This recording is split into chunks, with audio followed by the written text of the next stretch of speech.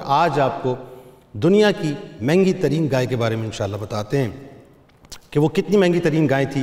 کہ اس سے پہلے نہ کوئی ایسی گائے آئی نہ اس کے بعد کوئی ایسی گائے آئے گی۔ ناظرین کرام، یہ انتہائی اہم ترین اور نہایت شاندار قرآنی واقعہ ہے اور اسی وجہ سے قرآن مجید کی اس سورہ کا نام سورہ بقرہ یعنی گائے والی سورہ رکھا گیا ہے۔ اس کا واقعہ یہ ناظرین کہ بنی اسرائیل میں ایک بہت ہی نیک اور صالح بزرگ اور ان کا ایک بچہ تھا جو کہ نابالغ تھا۔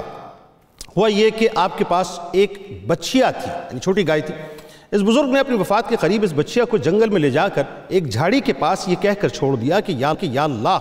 میں اس بچیا کو اس وقت تک تیری امانت میں دیتا ہوں جب تک کہ میرا بچہ بالغ نہ ہو جائے۔ اس کے بعد اس بزرگ کی ناظرین وفات ہو گئی اور بچیا چند دنوں میں بڑی ہو کر درمیانی عمر کی ہو گئی اور بچہ جوان ہو کر اپنی ماں کا بہت ہی فرمانبردار اور انتہائی نیکوکار بچہ ثابت ہوا۔ اس نے ناظرین ایک بڑا عجیب کام کیا ہوا تھا، اپنی رات کو 3 حصوں میں تقسیم کیا ہوا تھا۔ ایک حصے میں وہ سوتا تھا، ایک حصے میں وہ اللہ کی عبادت کرتا تھا اور ایک حصے میں وہ ماں کی خدمت کیا کرتا تھا۔ روزانہ صبح جنگل میں جا کر لکڑیاں کاٹ کر لاتا اور اس کو فروخت کر کے 1/3 رقم صدقہ کر دیتا، 1/3 رقم اپنی ذات پر خرچ کرتا اور 1/3 رقم اپنی والدہ کو دے دیا کرتا تھا۔ ایک دن ناظرین لڑکے کی ماں نے کہا کہ میرے پیارے بیٹے، تمہارے باپ نے میراث میں ایک بچیا چھوڑی ہے جس کو انہوں نے فلاں جھاڑی کے پاس جنگل میں خدا کی امانت میں سونپ دیا ہے۔ اب تم اس جھاڑی کے پاس جاؤ اور جا کر اس طرح سے دعا کرو کہ اے حضرت ابراہیم و اسماعیل و اسحاق علیہ السلام کے خدا، تو میرے باپ کی سونپی ہوئی امانت مجھے واپس دے دے۔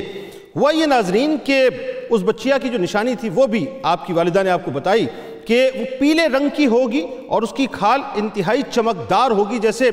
سورج کی کرنیں اس میں سے نکل رہی ہوں گی۔ یہ سن کر لڑکا جنگل کی طرف اس جھاڑی کے پاس گیا اور جیسے ہی دعا مانگی تو فوراً گائے دوڑتی ہوئی اس کے پاس آ کر کھڑی ہو گئی اور یہ اسے پکڑ کر گھر پر اپنی ماں کے پاس لے آیا۔ اچھا جی، اب اس نے کہا کہ ماں نے اسے بتایا کہ تم اس گائے کو لے جا کر بازار میں 3 دینار میں فروخت کر ڈالو، لیکن کسی گھاک کو بغیر میرے مشورے کے مت دینا۔ ان دنوں ناظرین بازار میں گائے کی جو قیمت تھی وہ تقریباً 3 دینار کے قریب تھی۔ بازار میں ایک گاہک آیا جو در حقیقت فرشتہ تھا۔ اس نے کہا کہ میں گائے کی قیمت تمہیں 3 دینار سے زیادہ دوں گا، لیکن میری ایک شرط ہے، تم ماں سے مشورہ کیے بغیر گائے میرے ہاتھوں فروخت کر ڈالو۔ لڑکے نے کہا کہ تم خواہ کتنی ہی زیادہ قیمت مجھے دو، مگر میں اپنی ماں سے مشورے کے بغیر ہرگز اس گائے کو تمہارے ہاتھ پہ فروخت نہیں کروں گا۔ لڑکے نے ناظرین جا کر سارا ماجرا اپنی ماں کو جب بیان کیا تو ماں نے کہا کہ یہ گاہک شاید کوئی فرشتہ ہوگا ہے بیٹا،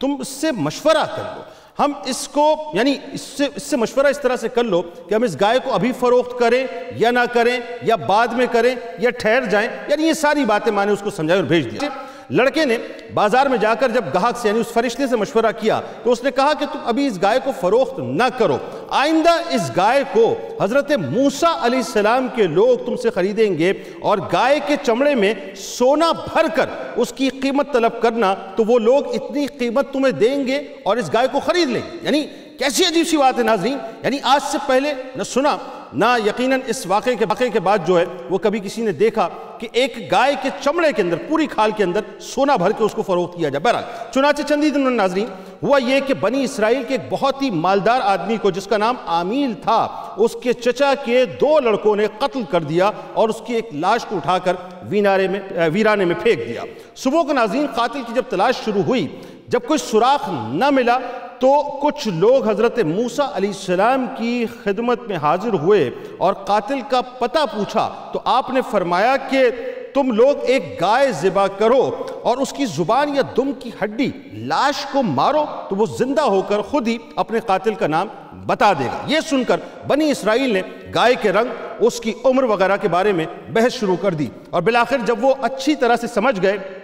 کہ فلاں قسم کی گائے چاہیے تو ایسی گائے کی تلاش شروع کر دی، یہاں تک کہ جب یہ لوگ اس لڑکے کی گائے کے پاس پہنچے تو ہو بہو ایسی ہی گائے کو اس کو پایا۔ لہذا ناظرین ہوا یہ کہ جب ان کو ظاہر ضرورت تھی تو انہوں نے پوچھا کہ کتنے کی بیچتے ہو؟ چنانچہ ان لوگوں نے گائے کی جسامت کے مطابق اسے سونا دیا، اس گائے کو یعنی اس لڑکے سے خریدا، اور خریدنے کے بعد اس کو ذبح کر کے اس کی زبان یا دم کی ہڈی مقتول کی لاش پر ماری تو وہ زندہ ہو کر بول اٹھا کہ میرے قاتل میرے چچا کے دونوں لڑکے ہیں جنہوں نے میرے مال کی لالچ میں مجھے قتل کر دیا ہے۔ یہ بتا کر وہ دوبارہ مر گیا۔ چنانچہ ان دونوں قاتلوں کو قصاص میں قتل کر دیا گیا، اور مرد صالح کا جو لڑکا تھا ناظرین وہ اپنی ماں کا چونکہ فرما بردار تھا کثیر دولت سے مالا مال ہو گیا۔ اس پورے مضمون کو قرآن پاک میں اس انداز سے بیان کیا گیا ہے، اور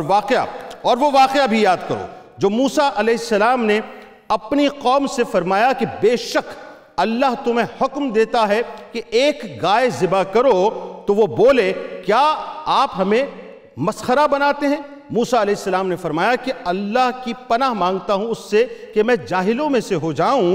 کہ تب انہوں نے کہا کہ آپ ہمارے لیے اپنے رب سے دعا کریں کہ وہ ہم پر واضح کر دے کہ وہ گائے کیسی ہو۔ موسیٰ علیہ السلام نے کہا کہ بے شک وہ فرماتا ہے کہ وہ گائے نہ تو بوڑھی ہو اور نہ بالکل کم عمر بلکہ درمیانی عمر کی یعنی راس ہو، پس اب تعمیل کرو جس کا تمہیں حکم دیا گیا ہے۔ وہ پھر بولے اپنے رب سے ہمارے حق میں دعا کریں وہ ہمارے لیے واضح کر دے کہ اس کا رنگ کیسا ہو۔ موسیٰ علیہ السلام نے کہا کہ وہ فرماتا ہے کہ وہ گائے زرد رنگ کی ہو، اس کی رنگت خوب گہری ہو، ایسی جاذب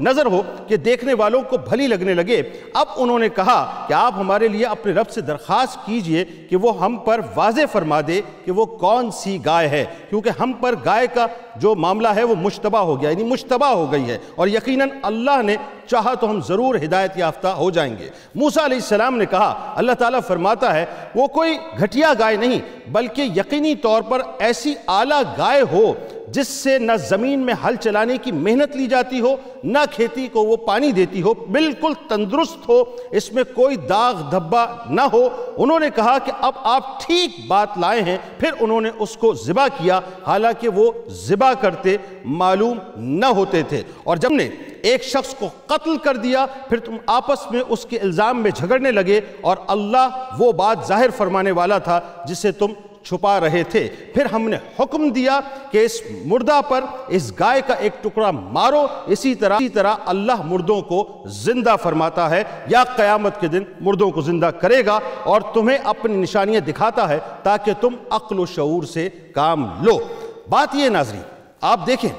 کہ کیا کمال دو چار باتیں، اس میں ذرا درس ہدایت کے حوالے سے میں دو چار باتیں آپ سے عرض کرتا ہوں۔ ایک تو یہ کہ اس واقعے سے بہت ہی حیرت انگیز اور نصیحت خیز باتیں ہمیں معلوم ہوتی ہیں، جس میں سے چند باتیں میں آپ کے سامنے رکھ رہا ہوں کہ ایک تو یہ کہ خدا کے نیک بندوں کو چھوڑے ہوئے جو مال ہوتے ہیں ناظرین، اللہ تبارک و تعالیٰ اس میں بے انتہا برکت عطا فرماتا ہے۔ یعنی آپ دیکھ لیجئے کہ وہ جو بچیا تھی وہ بچیا ایک خاص وقت میں اس نیک بندے نے چھوڑی تھی، لیکن اللہ تبارک و تعالیٰ نے اس نیک بندے کی برکت سے اس کے وارثوں کے لیے اتنی اس میں برکت عطا فرما دی کہ بعد میں جا کے وہ بے شمار دولت کا ضامن بنی۔ دوسری بات، اس مرد صالح کی اولاد پر شفقت کرتے ہوئے بچیا کو اللہ تبارک و تعالیٰ نے اس کی امانت میں، یعنی چونکہ اللہ کی امانت میں سونپا تھا تو اللہ تبارک و تعالیٰ نے اس امانت کو لوٹا دیا اور اسی انداز سے لوٹا دیا۔ یعنی اللہ والوں کا یہ طریق ہوتا ہے کہ وہ اللہ پر بھروسہ کرتے ہیں اور بھروسہ کر کے اللہ کی ذات پر ایسا ایمان رکھتے ہیں کہ اللہ کی امان میں دے دیا، اب اللہ تعالیٰ اس کو بہتر کر کے ہمیں لوٹا دے گا۔ تیسری بات ناظرین، ماں باپ کی فرما برداری اور خدمت گزاری کرنے والوں کو اللہ تبارک و تعالیٰ غیب سے بے شمار رزق عطا فرمایا کرتا ہے۔ یعنی آپ دیکھیے کہ اس یتیم بچے نے صرف ایک بات جو اس کی ماں نے کہی تھی کہ تم اتنے پیسوں میں اس کو فروخت کر دینا، لیکن فروخت کرنے سے پہلے مجھ سے آ کر پوچھ ضرور لینا، یعنی اجازت لے لینا۔ وہ اپنی ماں کے پاس گیا، فرشتے نے کہا کہ پوچھنا مت، مجھے فروخت کر دینا۔ ماں کی اتباع، ماں کی فرما برداری نے اللہ تبارک و تعالیٰ کے صدقے سے، یعنی اللہ تعالیٰ نے ماں کی فرما برداری کے صدقے سے ایسا اس شخص کو انعام عطا کیا کہ وہ اتنی دولت لے کے اٹھا جس کا وہ تصور بھی نہیں کر سکتا تھا۔ اور آخری بات ناظرین، جب حکم آ جایا کرتا ہے تو اس میں بحث و مباحثے نہیں ہوتے۔ جب بحث و مباحثے ہوتے ہیں تو انسان پھر الجھنوں میں الجھتا چلا جاتا ہے۔ یہاں حکم آیا، یہاں آمنا صدقنا کہہ کے انسان کو سر جھکا لینا چاہیے، اللہ کی بات کو مان لینا چاہیے۔